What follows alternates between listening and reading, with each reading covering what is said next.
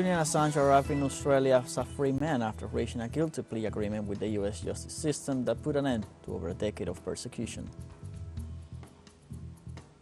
In Palestine, the Israeli siege on Gaza continues. Occupation forces killed at least 28 Palestinians in the last hours as the humanitarian crisis deteriorates by the day. In Iran, presidential candidates held the fifth and last televised debate prior to the early elections on June 28th.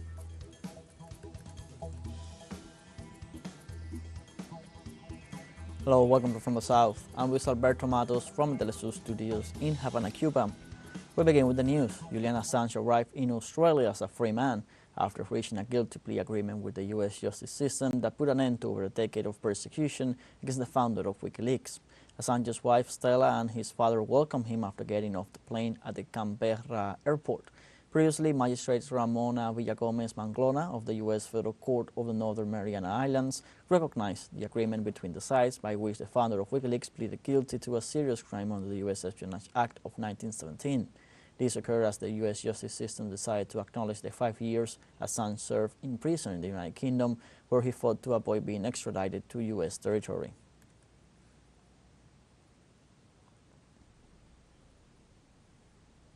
Julian Assange had been charged with 18 crimes of espionage and computer intrusion in the United States after the uncensorable WikiLeaks website exposed U.S. war crimes from July to November 2010. Assange published on WikiLeaks confidential documents on Afghanistan's and Iraq's operations. He revealed 70,000 top-secret files on the international coalition in Afghanistan, 400,000 reports and 250,000 diplomatic cables on the U.S. invasion of Iraq. All these documents reveal multiple war crimes committed by the United States and its allies in their invasions against Middle Eastern countries. Consequently, he was arrested on April 11th of 2019, after being in asylum for several years in the diplomatic headquarters of Ecuador in London, until he was expelled from the embassy by the government of Lenin Moreno, being apprehended by the British security forces. Later, on May 23rd of 2019, the U.S. justice system, which had already charged him with computer hacking, indicted him on 17 other charges under the anti-espionage laws.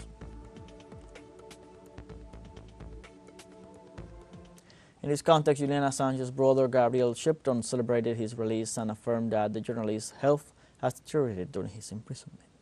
His health has been deteriorating. He has a few different conditions health-wise, but I think now is a chance for him to rest and recuperate.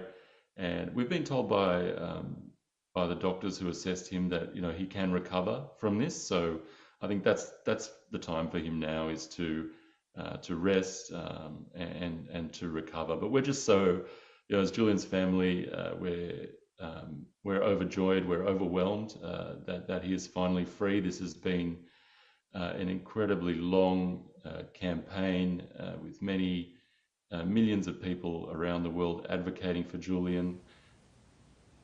Shipton also affirmed that international pressure was key to achieve the freedom of Julian Assange. It's taken years. It's taken constant lobbying around the world, constant protests. It's taken the media. The media has been integral in this. They've been covering this story more and more, which has put a lot more pressure on those who have been pursuing Julian. I've been working in Washington, working in Congress over there, advocating for Julian's release, for the past 3 or 4 years. This has been a global effort to get Julian Assange free, and credit to everybody out there. The Pope has advocated for Julian. The President Lula of Brazil, the Australian Prime Minister. This has been a global effort to free Julian. Meanwhile, in Australia, Prime Minister Anthony Albanese welcomed the agreement reached between the US government and WikiLeaks founder Julian Assange. I've been very clear, as both the Labor leader in opposition, but also as Prime Minister, that regardless of the views that people have about Mr Assange's activities, the case has dragged on for too long. There's nothing to be gained by his continued incarceration, and we want him brought home to Australia. In other news, the outgoing Prime Minister of the Netherlands, Mark Rutte, has been chosen as next NATO Secretary General. He will take up his post from October 2024, when Jens Stoltenberg's term expires. Steinberg, through his X accounts, warmly welcomed the election of NATO allies of Minister Mark Rutte as his successor. He described Rutte as a true transatlantic, a strong leader and a consensus builder. He wished Rutte every success as they continue to strengthen NATO and was confident about leaving NATO in good hands.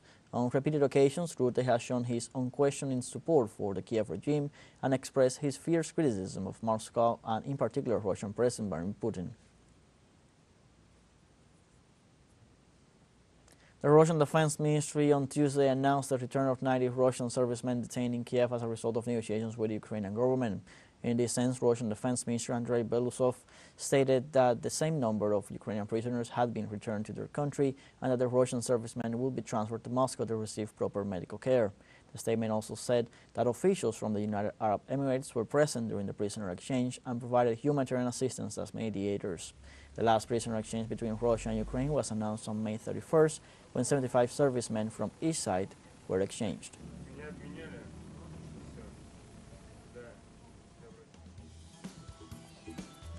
Let's now take a short break, but remember you can join us on TikTok at teleSUR English, where you'll find news in different formats, news updates, and much more.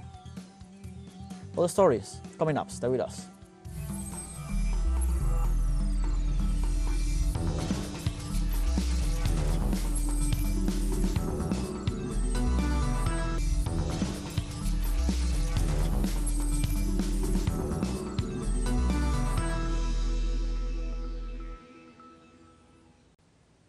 Welcome back. The Vice President of Venezuela, Delcy Rodriguez, revealed a destabilizing plan to demolish the Angostura Bridge over the Orinoco River. During a visit to the Marhuanta Parish in the Bolivar state, the Venezuelan executive denounced destabilizing attempts by sectors of the far right, which have cut the cables to cause the bridge to collapse. Likewise, he affirmed that they have caused disgrace and suffering to the Venezuelan people, while reaffirming that peace must be maintained in the country after the presidential elections on July 28th.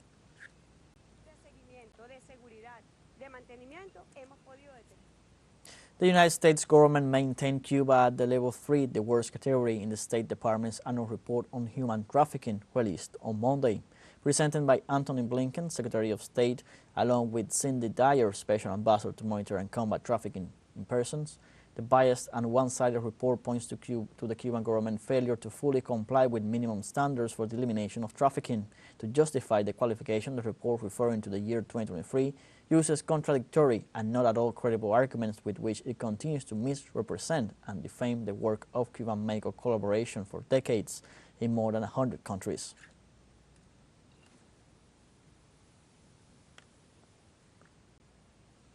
In Cuba, the Ministry of Public Health confirmed the presence of the Oropouche virus in 9 provinces and 23 municipalities of the Caribbean country based on samples studied at the island's national laboratory.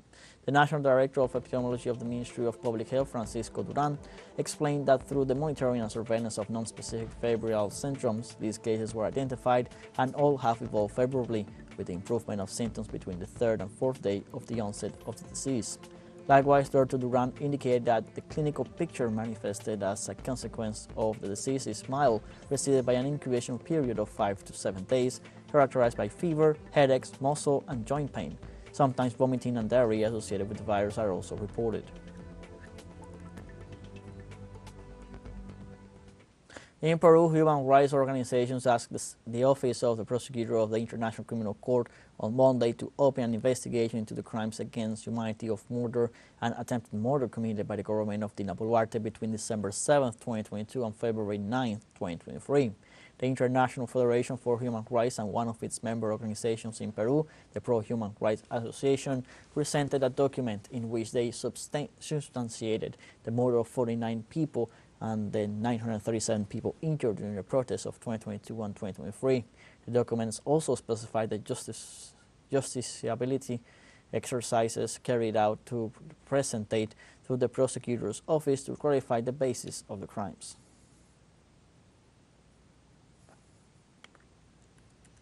In Argentina, Javier Milei's government-based bill was approved on Tuesday at a meeting of the Chamber of Deputies Commissions and will be dealt with on Thursday in the Chamber of Deputies.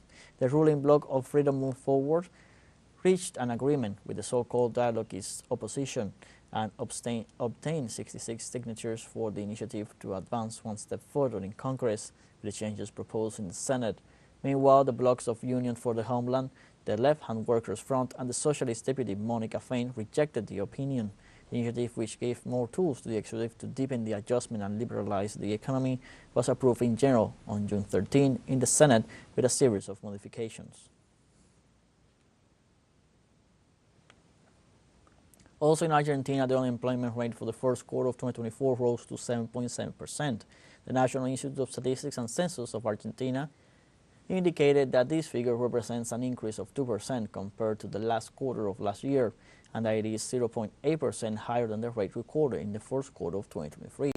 According to this organization's report, the activity rate, which measures the economically active population over the total population, reached 48%, and the employment rate, which measures the proportion of employed people in relation to the total population, was 44.3%. Likewise, it added that the under-occupation rate was 10.2% of the economically active population, while the other employed persons in demand and the other available persons not in demand reached together 11.7%.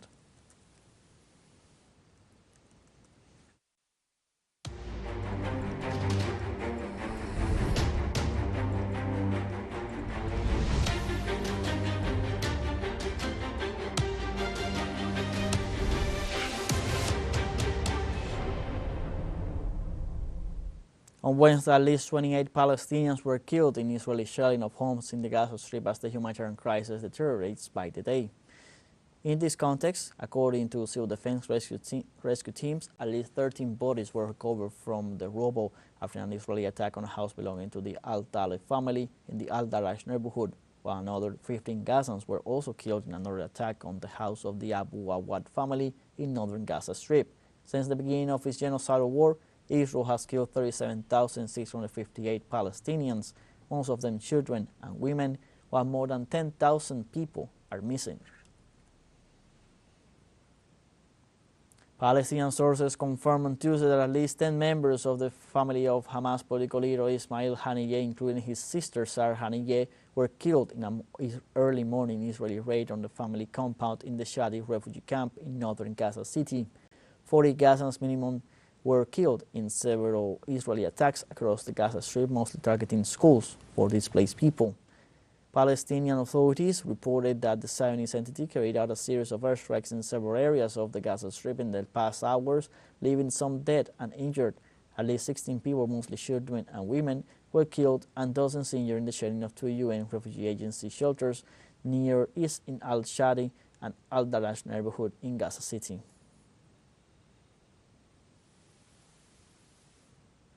The Director General of the World Health Organization, Tedros Adhanom Ghebreyesus, warned on Tuesday of the danger of famine in the Gaza Strip due to the genocide by the Israeli occupation forces. Through his X account, he declared that 1 in 5 people in Gaza experience an extreme lack of food, and added that almost all people in the Strip face high levels of acute food insecurity. He also noted that the devastation caused by the hostilities remains unspeakable. Only an end to hostilities and immediate, unimpeded and sustained humanitarian access can reduce the risk of famine in the Gaza Strip. We have a fun short break coming up, but before we invite you to join our WhatsApp community for our English-speaking audience. You can scan the QR code on screen to join directly and share the link to reach more people. Constant news coverage of Latin America and the Caribbean as well as the rest of the world. Stay connected and informed with teleSUR. Fun short break, don't go away.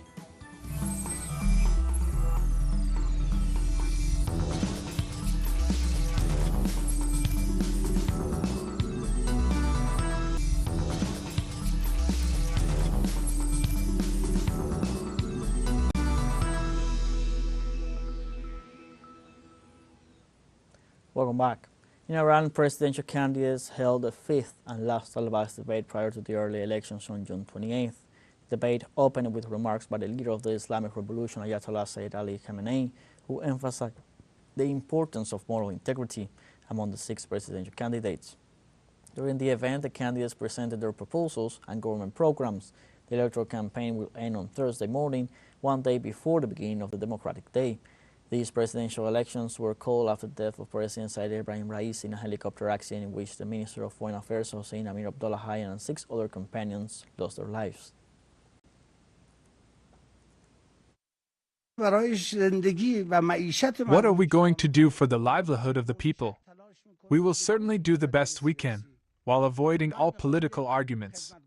I want to be a servant of the people, a powerful senior government official, not a speaker.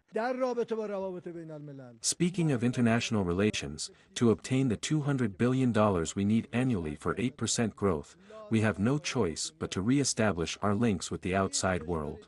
Throughout history, no country has managed to achieve growth and economic boom by closing its borders and going it alone. If we cannot solve our international problems, we run the risk of missing out on advances in science and civilization. On Tuesday, Ali Khamenei, Iran's supreme leader, emphasized the significance of a strong turnout in the country's upcoming presidential election scheduled for Friday. Khamenei made the remarks in an address to thousands of Iranians from different provinces gathered in Iran's capital, Tehran, 3 days ahead of the 14th presidential election and on the occasion of the religious holiday of Eid al-Qadir. According to a statement published on the leader's website, Iran's leader stated that the next president should firmly believe in the principles and foundations of the Islamic Revolution establishment, demonstrate efficiency and liveliness in fulfilling responsibilities, and possess the ability to harness the country's diverse and abundant resources to drive progress. In other news, in Italy, authorities reported 36 dead, including 15 children, after a shipwreck off the coast of Calabria on June 17th. Authorities also reported that one person remains unidentified and another out of the 35 died minutes after his rescue. Investigations showed that the migrants set sail 8 days earlier from the coast of Turkey. The vessel shipwrecked following a fire in the hold.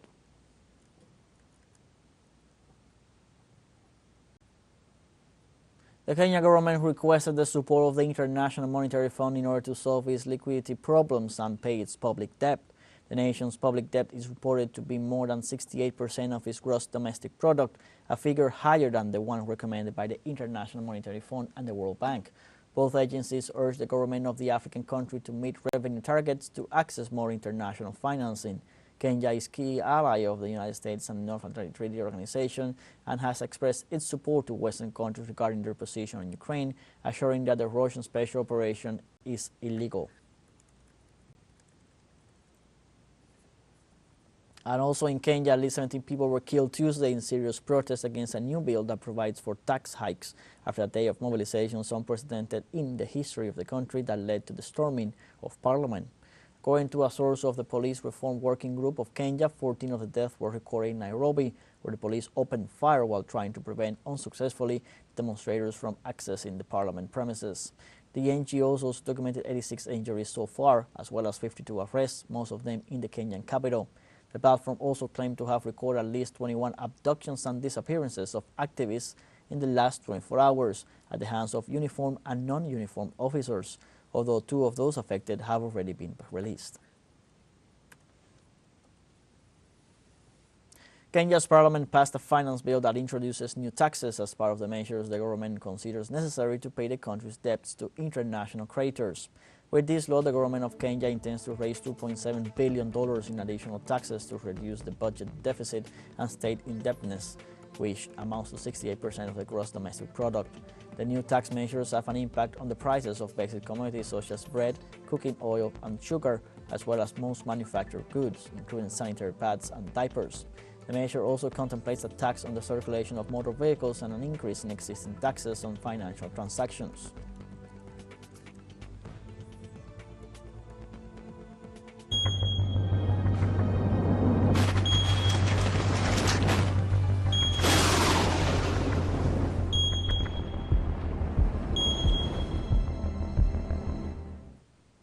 In Mexico, Nuevo León state declared a state of emergency after the passage of Cyclone Alberto.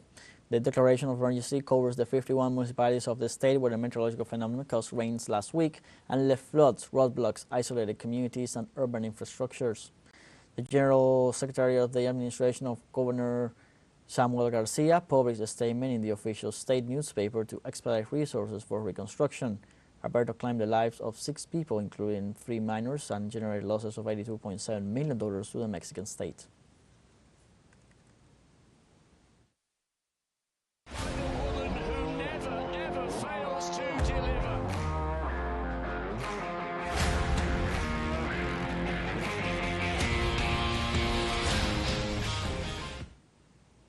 The Argentine national team achieved on Tuesday an agonizing and costly victory over Chile by 1-0 and sealed the pass to the quarterfinals of the Copa America 2024 in the framework of the second matchday of Group A.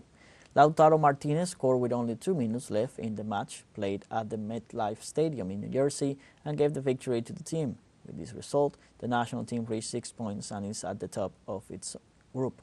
Argentina has already secured a place in the next stage, as Canada is in second place with 3 points, while Chile and Peru close the group with 1 point.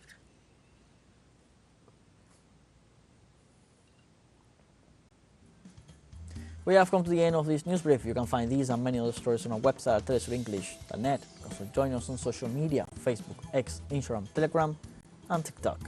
For Telesur English, I'm Luis Alberto Matos. Thanks for watching.